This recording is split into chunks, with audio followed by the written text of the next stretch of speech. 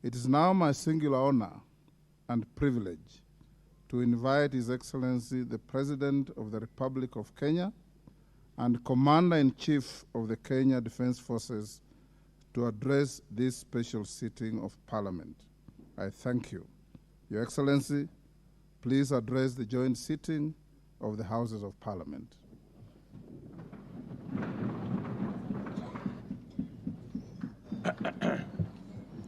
Asanteni sana, tafadhali tuketi.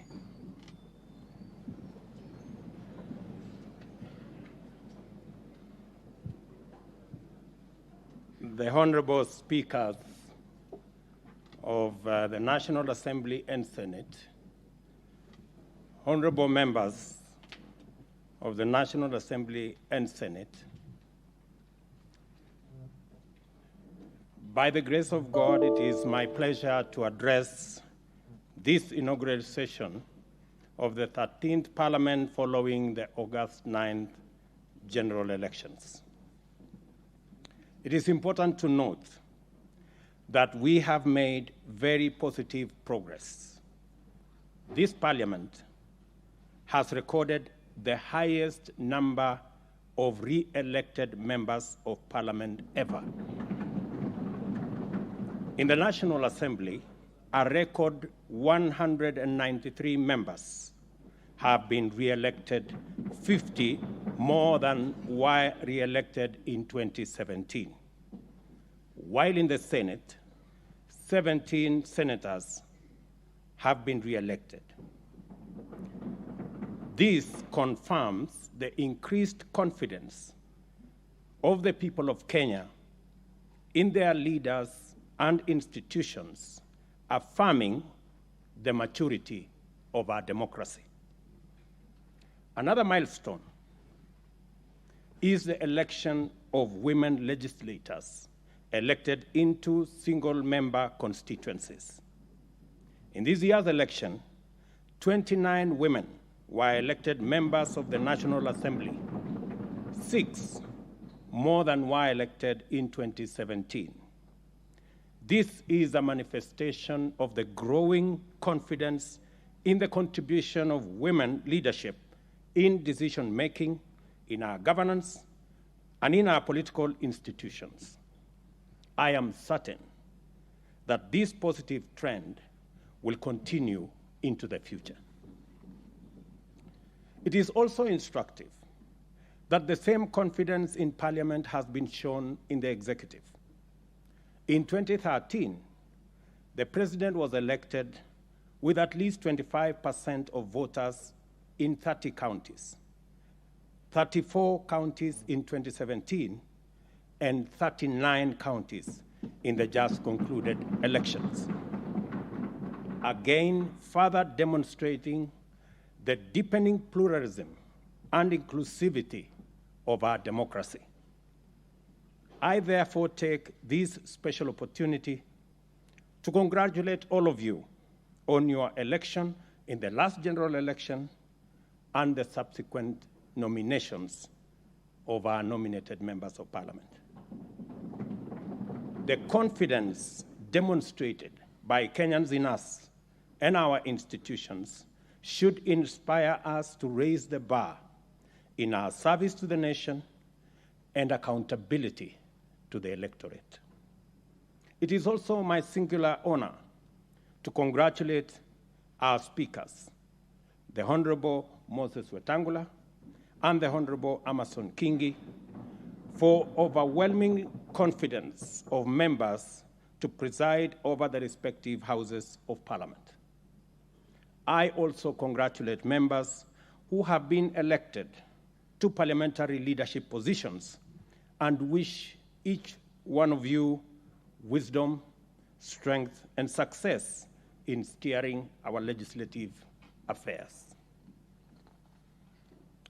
We gather here on the tranquil side of a competitive election where we all came to grips with the turbulent energies of political competition that characterize our uniquely Kenyan brand of democracy. It is true this election was an intensely contested election.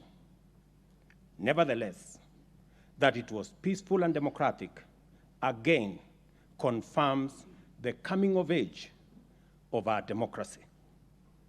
I submit to you that the fact that the election was so close is an indication that what unites us is always much more greater than what divides us. With the support of Kenyans, we have dislodged ethnicity as the central organizing principle of our politics, thereby retiring for good the ethnic mobilization and personality cults, together with their culture and practices of exclusion, discrimination, patronage, tribalism, and nepotism.